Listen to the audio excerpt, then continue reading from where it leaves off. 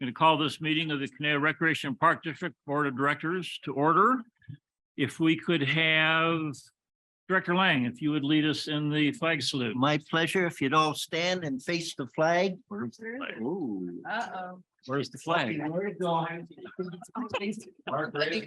Stand slowly. Didn't even take it out yet. Stand and find the flag. Wasn't in your. Find flag. Yeah.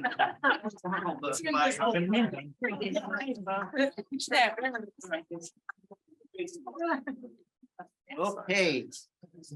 Thank you. Generally, they put it right in front of his palm. Yeah, just Sorry, sorry, guys. aesthetic. Oh, look, it's like, there's a flag. right Okay. there. Know the routine, place your hand over your heart, but if you're a veteran, you may salute the flag. Look, if it stays straight. Yeah, don't. Ready, begin. I pledge allegiance to the flag of the United States of America and to the republic for which it stands, one nation, under God, indivisible, with liberty and justice for all. Thank you. Thank you, Director Lang. Eileen, if we could have a roll call, please. Director Huffer, Yes. Director Lang, Here. Director Cusworth, Director Nichols. Yes. Director Bus. Here. Thank you very much. Item 3 on our agenda. Special presentations. I can't figure out why all these people are here today. It's very strange. I believe I'm going to turn this over to Rochelle to kick this off.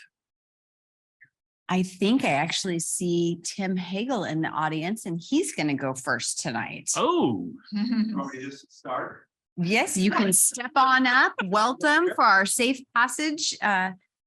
And are you going to do the Report. PowerPoint? I'm just going to say click. Cameron is. oh, and Tim, just You're going to do it? Tim, Okay. keep in mind that we do have a clock on you, so. I'm not a politician with total respect, so.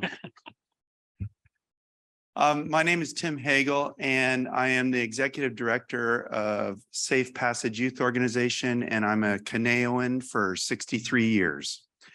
And I just wanted to give a brief update on the Park District's effort with Safe Passage Youth. Oh, I'm going to do the clicker? All right, let's give it a go. Okay.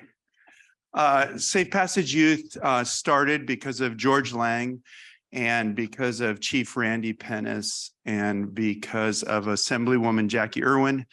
Were wise enough to see that the gang population in Thousand Oaks was increasing dramatically in 10 and 20% a year back in 2010. They started the homework club in the basement of an apartment complex here in Thousand Oaks, started with 12 children. Thank you, George. And we serve 600 now per day. And those 600 you can see some of them here, receive services every day for free. There's never an application. There's not a scholarship. You don't need that because you just show up at any one of the Park District centers or Safe Passage events on the weekends.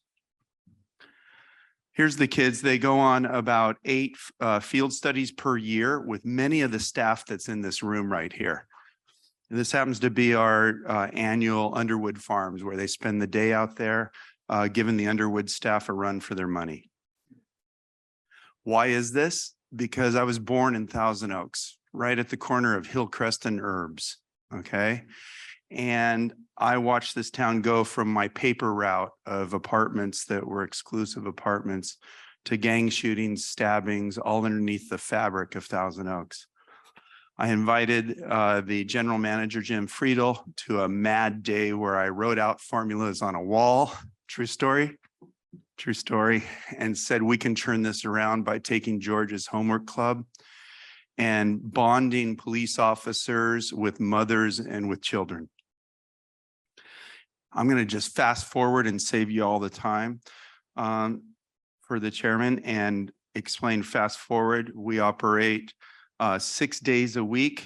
Our partnership is the Park District. Caneo Recreation and Park District is the primary, and it's partnered with Kiwanis and Rotary, Art Trek, Charity League, Assistance League, every kind of high school club there is that exists in the Caneo Valley, the Thousand Oaks Police Department, the Sheriff's Department, I'm probably missing like 50 of them that I can't think of, but I want to show you, this is just 2022, 21,000 homework assignments because of Rochelle, Tim, Dee, Melissa, and their whole team, probably many which are here today. We took 120 kids that were going to drown in a swimming pool, and y'all taught them how to swim. And we're planning on doing that much again this year. 73,000 diapers. Anybody know the name of our diaper bank in town here? There you go. Community outreach. Those diapers are all provided to us by community outreach. If you're going to ask a cop that was a cop for 38 years, what's the most popular size diaper? They're probably not going to know it, but I do. It's a size 5 and a size 6. Okay. 180,000 pounds of fresh food. So any of the children that come to Safe Passage, to the Caneo Rec and Park Centers, we run an outdoor fresh market where you can shop with dignity that rivals any farmer's market in Ventura County. And we provide just under 200,000 pounds of fresh food. We've driven down the crime in the Caneo Valley, and I'll go over that in a minute. We have a monthly medical clinic where you can come talk to a doctor and a nurse for free, and they can help you. There's no forms, no insurance. 8 weeks of summer camp for over 100 kids, and you can just read it all, right? I guess one that I'm really proud of is when I started as a kid here, I got a job taking a broom on my Stingray bicycle and going down Teal Boulevard, just going on sidewalks. And I got it from the Caneo Youth Employment Program. And I didn't know any kid in Thousand Oaks that didn't work for the Youth Employment Program. Everybody had jobs, but nobody wants to hire 16-year-olds anymore. I'm not quite sure why, but Safe Passage does. So we turn this around and we employ 15-year-olds to 18-year-olds. They're the only persons that are paid in the program. They receive $17 an hour doing community service on Costco trails and on parklands. And we're really proud of that. Last year, we gave out over 70,000 articles of clothing. We try to give out at least 1,000 to 4,000 articles of clothing per month, always free. So what is our goal? Our goal is making a safe community. And how you make a safe community is not by locking up 17-year-old boys from making mistakes. You make a safe community by meeting the needs of the community. That is safety, housing, food, literacy. The average 25-year-old locked up in a California prison has a reading ability of 4th grade. So this is how you solve the crime rate.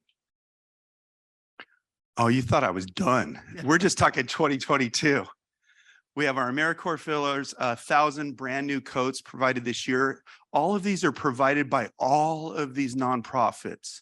So as I tell everybody, Safe Passage is just like the cheerleader, pulling everybody together. That's what we do. We have an onboard daily school program where we load 300 children a day onto buses that have no neighborhood school.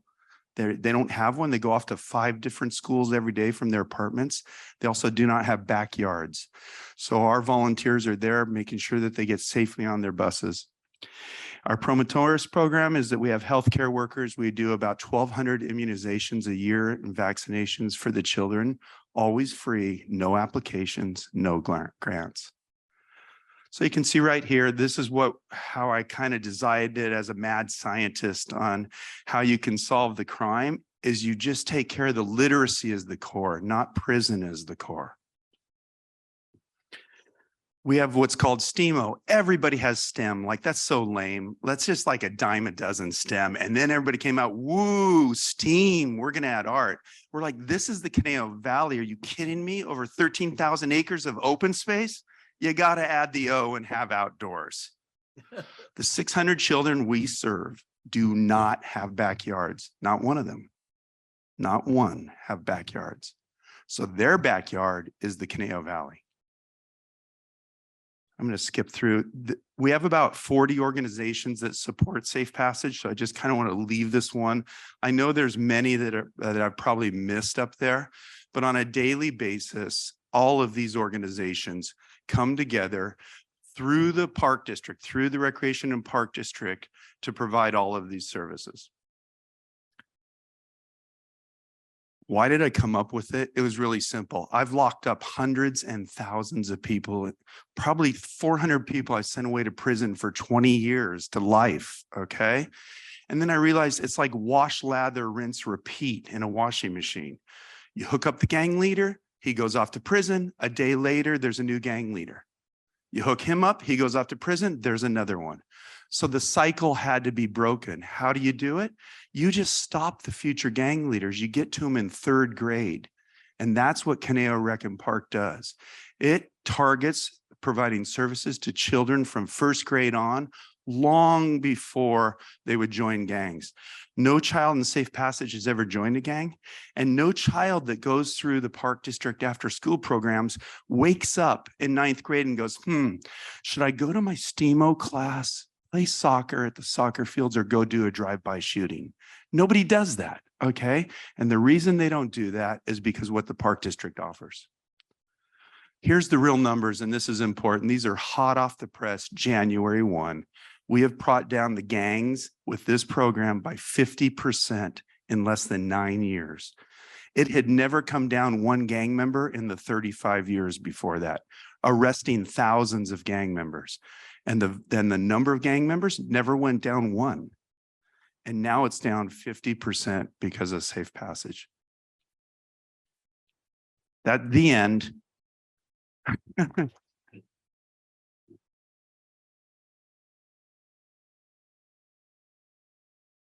Tim, you can't run away yet. You have to stay up there I because, used all your time, sir. well, okay, so I fibbed a little bit. I have a feeling our board members probably have a couple comments or questions, so I'm going to start. Hope not too many, because mine is just thanking all of you for supporting this mad idea. Okay, Director Nichols. Yeah, thank you, Chief. Appreciate the update. I just want to know how much matter it's going to get. I mean, with what you've got, I mean, all the things you say, this is just a mad idea. I know you just like, you have these endless ideas. What's on the vision? What do you see coming You next? see Rochelle shaking her head right over there. Where's Tim Dewar and Melissa and Dee, and there's Juliet. They're all shaking their head right now going, oh my God, does he sleep? Right? I will tell you this, that for the first time in 9 years, gang tension is up in Thousand Oaks. We track every Safe Passage, tracks every single gang member in town. And people are like, gang members? No, yes. Okay. And tension is up since December between the 2 rival gangs in town. So we're really, really going to work hard in 2023. And I think we're going to have to double down on our efforts this year. Thank you. And thanks you for the update. But again, thank you for your endless and boundless energy. Thank you. Director Cusworth. Yes, the clock's only for you. It's not for us. We can talk as long as we want. So don't worry about that. Are you talking to any other cities around California or the nation or the world about your program? Because this is obviously very impressive, and you kept thanking CRPD all through it, and which I will say, yes, this is very supportive, but I think that you're kind of the leader of this, and that's an amazing amount of work that you've done. And to get all of these people to cooperate and work together, it's kind of a vision that somebody needed to have, and really a example to other cities, like, you know, maybe LA or something. I mean, do you do any promotion? We probably get 20 to 50 phone calls a week from people asking how to start it in other cities. I think of us like In-N-Out Burger, right? They just make good burgers. Chick-fil-A makes good chicken sandwiches. So I'm a Caneoan, like my heart and everything is here. And so we provide our blueprint to anybody in America that wants it, but we're not focused or interested in any way of our group organization expanding out to other cities. But to answer your question, every week, I actually feel bad sometimes because people call and we can't, get back to them. But I always tell them we'll provide everything they want. Our internet website is robust with our blueprints, everything. And most of all, what I tell them is that you have to have a park district, a city manager, a chief of police, a sheriff, the head librarian, the school board, and the school superintendent all on speed dial with one another, all willing to play at the table. If they're not, you can't do it. Or at least it's not going to work effectively like this, because that's what goes on in the Canal, and that's really what the secret sauce is. Well, thank you very much because, oh, you're, stop. I don't think I've ever cried at a meeting. Have Come I? on, now you're going to make me cry. You can't do that to a cop. Come on. Well, I just want to say thank you because you're helping these young people. You're helping our community. And that's very, very important. You're doing a great work. Thank you. I'll And I pass was that gonna on to tell you I everybody. was going to volunteer, but I'm retiring in June and everybody that comes here, I keep saying I'm going to volunteer. I just volunteered for like 8 beer booths at the Rotary Festival, so. So, again, this is, I think this is one of the best things that comes out of CRPD. So thank you. Thank you. Director Buss. She teared me up, just so you Oh know. my That's Well, I absolutely love this organization and love everything that you do about it.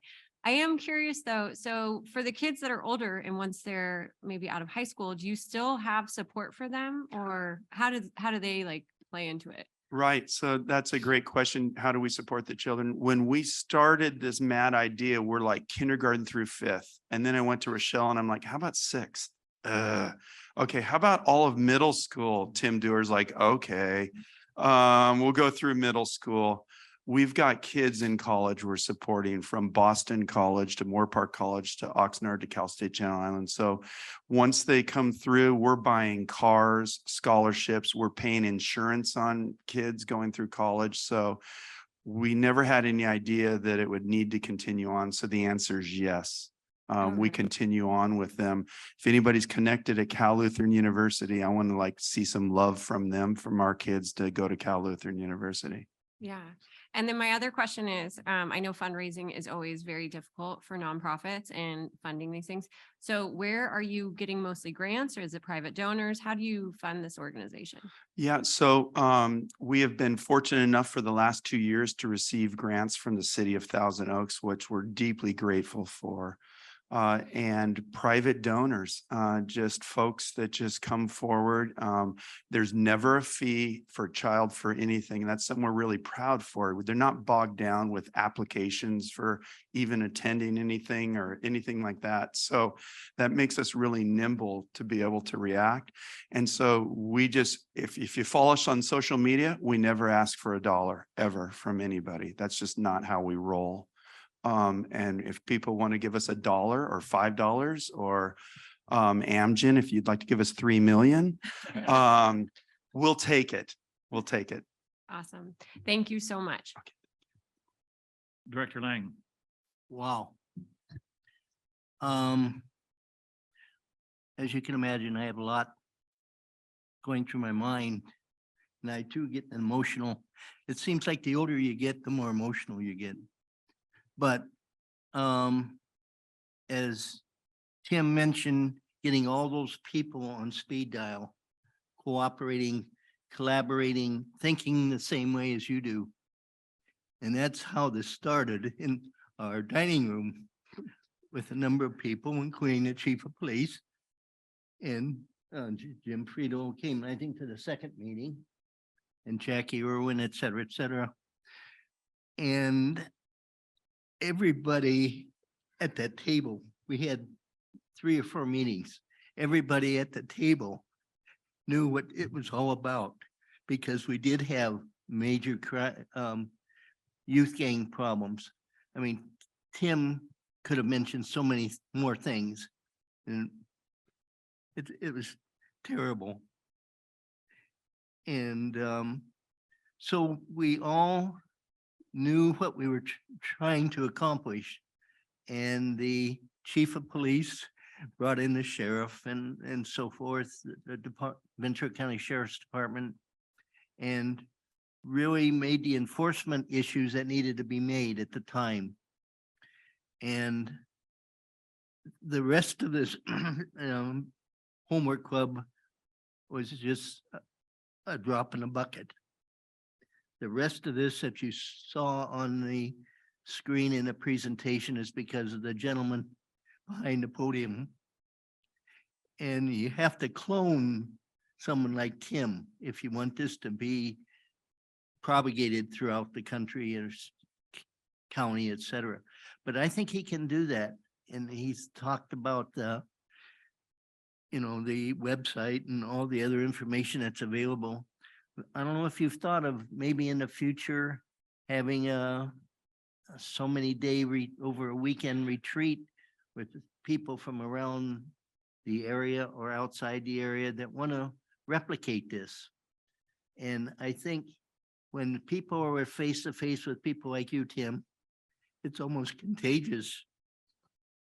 And I'm sorry, but 2 for 2, George. You're making me tear up here. I ain't like this. I didn't think It is emotional. We don't talk about all the kids that were murdered and, people, this is right under the fabric, stabbed, murdered. And I know what's hitting you right now Yeah. on some of those stories. So. Well, I never thought of talking about this in public, but I think Jim is known about. I used to serve on the board of directors of Pacific Lodge Boys Home in Woodland Hills. Started out in the 20s for boys who didn't have families and so forth. And then it developed based on the society. It developed into an organization where it was the residents, it's 24-hour day residents. This is where they lived, these kids. And the service ended up to be a service for young men who were wards of the court system for the mistakes they made, some of them minor, some of them not so minor. And that was the whole purpose of Pacific Lodge Boys Home ended up where it was just a home for orphans, but based on our society, it developed into that. And I attended a reunion of board members from Pacific Lodge Boys Home and staff members and so forth about 4 or 5 years ago. And there are maybe 60 plus people there, and they all asked us to stand up and talk about how you got involved with Pacific Lodge Boys Home. And I'll tell you, it was my mom.